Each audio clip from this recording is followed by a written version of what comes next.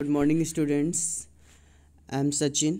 आज मैं आपको लेकर आया हूँ बीएमसी एंड जनरल इंजीनियरिंग में burning of BRICS. Last class में हमने जो पढ़ा था वो पढ़ा था ईंटों को सुखाना। हमने ड्राइंग ऑफ ब्रिक्स के बारे में पढ़ा था। ईंटों को हमने सुखाया था चट्टा लगाकर तरह तरह से।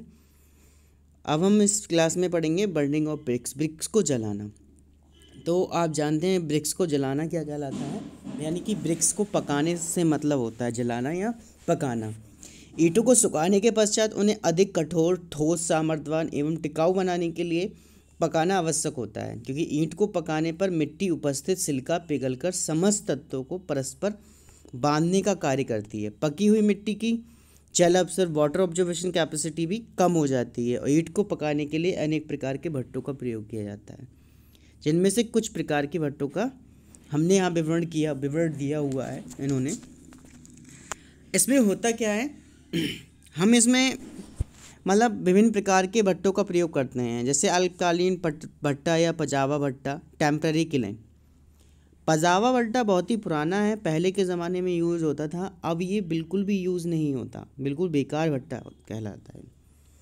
इस प्रकार के भट्टे का उपयोग लघु उत्पादन के लिए किया जाता है। ये बहुत ही निम्न स्तर की होती है, जिसमें ईंटें प्राप्त होती हैं, वह भी निम्न गुणवत्ता की होती है। इसमें ईंधन के रूप में घास फूस, गोबर के कंडे, लकड़ी के टुकड़े आदि प्रयोग पे किए जाते हैं, जिसका कारण यह विधि सस्ती पड़ती है। एक पजावा भट्टा प्रदर्शित है। इसकी आकृति समलंब चतुर्भुज की होती है। इसका छोटा सा किनारा होता है, भूमि से थोड़ा नीचे, तथा चौड़ा किनारा भी भूमि से इतना ऊपर रखा जाता है। 15 सेंटीमीटर की ढाल होती है, ग्रेडियंट्स होता है। देखो जैसे कि यहाँ पे हम देख रहे हैं पजावे भट्टे के बारे में। ये आपका पजावा भट्टा है। क्या है? पजावा भट्टा। देखो ये मिट्टी से पूरा ढक दिया गया है, लगभग 5 सेंटीमीटर। ईंट की परतें, ईंधन की परत, ये कच्ची ईंटें, ईंधन की परत, कच्ची ईंटें, ईंधन की परत, कच्ची ईंट। मतलब हम ब्रिक्स को लगाते हैं, फिर कच्ची ईंटें, फिर ईंधन की परत, फिर कच्ची ईंटें, फिर ईंधन की परत, फिर कच्ची ईंटें। ये हमारे यहाँ पे एक यहाँ जो फिगर दे रखा हुआ है, भूमि तल के ऊपर और भूमि तल के नीचे। भूमि तल के ऊपर और भूमि तल के नीचे। ये 2 मीटर का होता है। ये मिट्टी दे रखी है, इसे हम बोलते हैं पजावा भट्टा। बहुत ही पुराना है और बहुत ही अल्पकालीन भट्टा कहलाता है, राइट। बहुत ही सिंपल है, कुछ नहीं करना है। पहले ब्रिक्स को बिछा देना है, उसके ऊपर घास फूस ईंधन रख देना है, फिर ब्रिक्स को बिछा देना है, फिर घास फूस रखना है, फिर ब्रिक्स को बिछा देना है, फिर घास फूस रखना है, और फिर इसे हाई टेम्परेचर पे पका लेना है। पकाने के बाद में जो हमारी ब्रिक्स होंगी वो पक जाएंगी। उसमें हमें ब्रिक्स का क्लास ढूंढना पड़ेगा कि फर्स्ट क्लास ब्रिक्स कौन सी है, सेकंड क्लास ब्रिक्स कौन सी है। यहाँ पे इस भट्टे के बारे में इन्होंने डिज़ाइन फॉर्म की हुई है। 1/3 से लेकर 1/4 भाग रहता है। ईंधन की परत 60 से 65 की होती है, 6 रद्दे की होती है। 1/3 तक भट्टा भरा जाता है और 20,000 ईंटें प्रति चक्र होती हैं। इस तरह के भट्टे उत्पादन क्षमता लगभग 20,000 ईंटें प्रति चक्र में हम इससे निकाल लेते हैं। इसके बाद हम पढ़ेंगे स्थायी भट्टा। स्थायी भट्टा, परमानेंट क्लीन। परमानेंट क्लीन से मतलब होता है कि एक बार भट्टे को हमने इस्टेब्लिश कर लिया, इस्टेब्लिश करने के बाद में हमें इसे दोबारा मतलब बिल्कुल भी काफ़ी लॉन्ग टाइम तक हम उसे यूज़ करते रहेंगे, उसे रिपेयर एंड मेंटेनेंस करते रहेंगे, यूज़ करते रहेंगे। इस प्रकार की भट्टों की संरचना विशेष प्रकार की होती है, एक यूनिक संरचना होती है। इसके द्वारा बड़ी मात्रा में ईंटें पकाई जा सकती हैं। एक बार में हम 10,000 20,000 ईंट निकाल सकते हैं, और उत्तम गुणों वाले होते हैं तो खर्चा भी ज़्यादा आता होगा।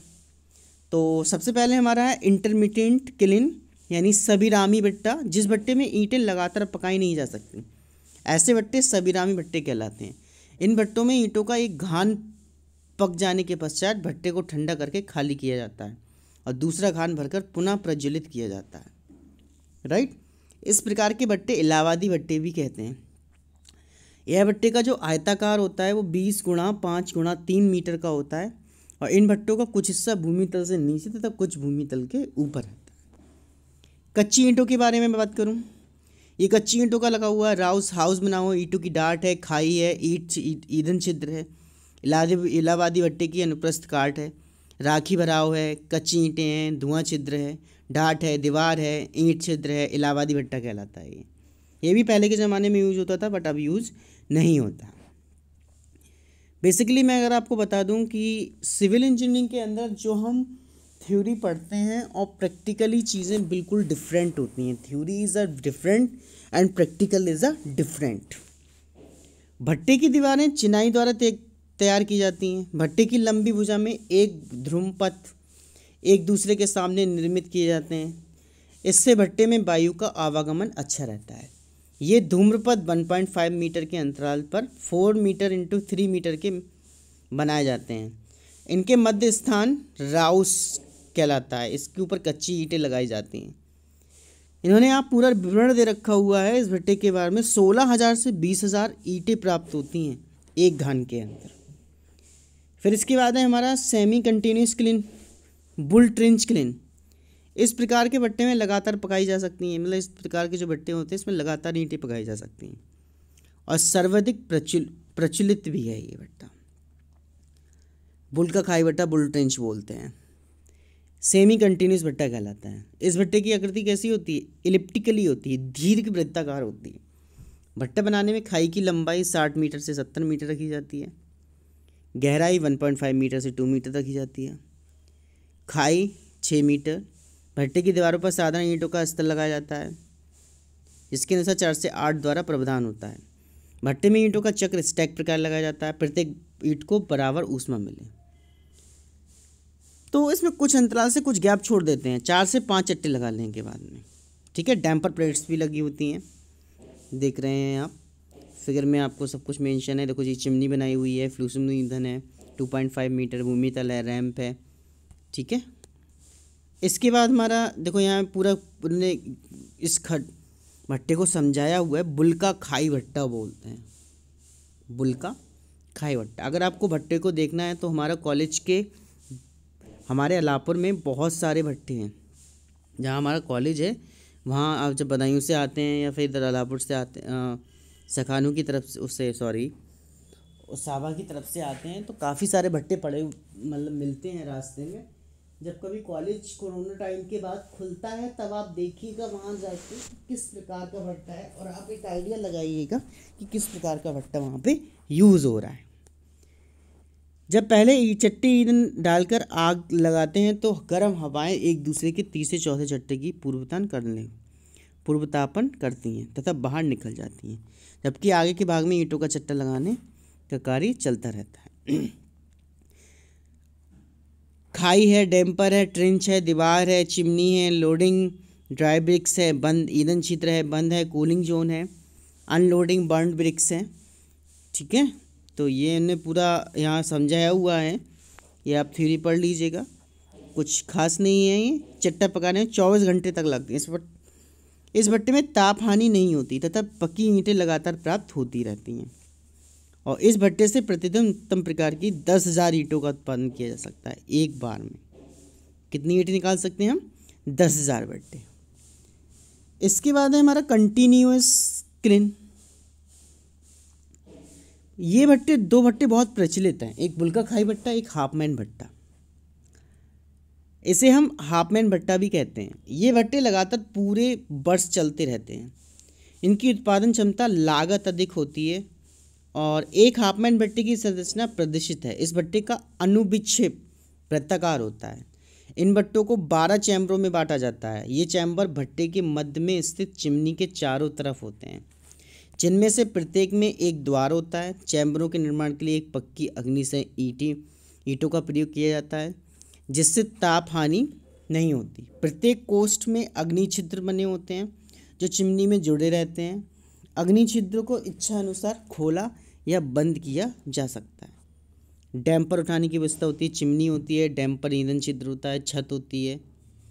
ठीक है, प्रवेश दरवाज़ा प्रवेश भी लगा होता है, चैम्बर या कोठरी, दरवाजे प्रवेश, धुआं छिद्र, चिमनी, चैम्बर 1, चैम्बर 2, चैम्बर 3, 4, 5, 6। ईंटों को ठंडी हो रही हैं, ईंटें पक रही हैं, ईंटों का पूर्व तापमान। ठीक है, ये चिमनी लगी हुई है। यहाँ पे देखो इन्होंने पूरा D1, D2, D10, D6, D5, D4, D3, D2, 12, 11 तक इन्होंने दे रखा हुआ है। राइट, इन भट्टों में ईंट पकाने में 24 घंटे का समय लगता है, 24 आवर्स लगते हैं। इस प्रकार प्रतिदिन 2 चैम्बर में ईंटें प्राप्त होती हैं। अगले 4 चैम्बर में ईंटों का पूर्व तापमान प्रीहीटिंग होता है, जबकि 4 चैम्बर की ईंटें ठंडी होती रहती हैं। ईंटों को ठंडा होने पर उन्हें निकालते हैं, राइट, और नई ईंटों को पकाने तथा पूर्व तापमान के लिए भरते हैं। इस तरह के भट्टे भूमि तल से ऊपर बनाए जाते हैं। इस तरह के भट्टे में ईंधन की बचत होती है। इनकी उत्पादन क्षमता 25,000 ईंटें प्रतिदिन तक होती है। तो मैंने ये आपको जो भट्टे बताए, बुल्का खाई भट्टा, हाफमैन भट्टा, पजाबा भट्टा, इलाहाबादी भट्टा, तो इनकी अभी तक जो क्वेश्चन पेपर में क्वेश्चन पूछे गए हैं वो आपको कभी भी लेंथी नहीं पूछे गए हैं कि आप ये बुल्का खाई भट्टे का पूरा एक्सप्लेनेशन कीजिएगा। शॉर्ट फॉर्म में ही यानी पूछा जाता है कि बनाओ, मतलब ईंट को बनाने के कितने प्रयोग होते हैं, ईंट मतलब कितने किलिंस, कितने टाइप से मतलब भट्टों को पकाया जा सकता है, ईंट ब्रिक्स को पकाया जाता है, ठीक है, यानी किलिंस कितने टाइप से किलिंस को पकाया जाता है, कैसे कैसे हम इन्हें पकाते हैं। तो भट्टे की दीवारों को ये इसलिए ये कुछ डिटेल में पढ़ने की, बस ये है कि आपको मैंने ये शॉर्ट फॉर्म में जो पढ़ा दिया है एक अच्छे से, बस आप यही याद रखिएगा कि आपको कौन कौन से भट्टों में ब्रिक्स को पकाया जाता है। तो मैंने आपको बताया पजाबा भट्टा है, इलाहाबादी भट्टा है, पजाबा भट्टा इलाहाबादी भट्टा है, और हमारा बुल्का खाई भट्टा है, हाफमैन भट्टा है। तो इन भट्टों को हम क्या करते हैं, पकाते हैं। इन भट्टों में ब्रिक्स को हम पकाते हैं। इसके बाद है हमारा पजाबे भट्टे तथा स्थायी भट्टों में अंतर, difference between temporary and permanent किलिन।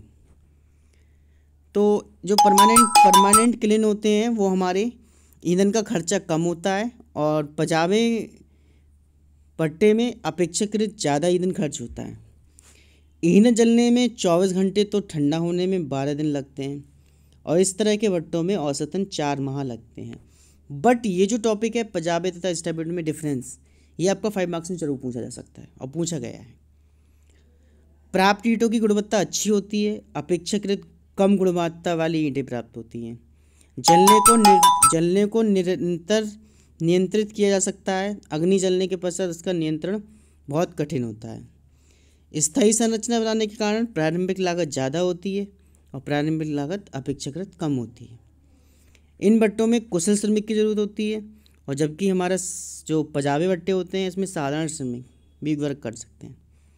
ऊष्मा हानि का नियंत्रण रखा जा सकता है, इसमें ऊष्मा हानि का नियंत्रण नहीं रखा जा सकता।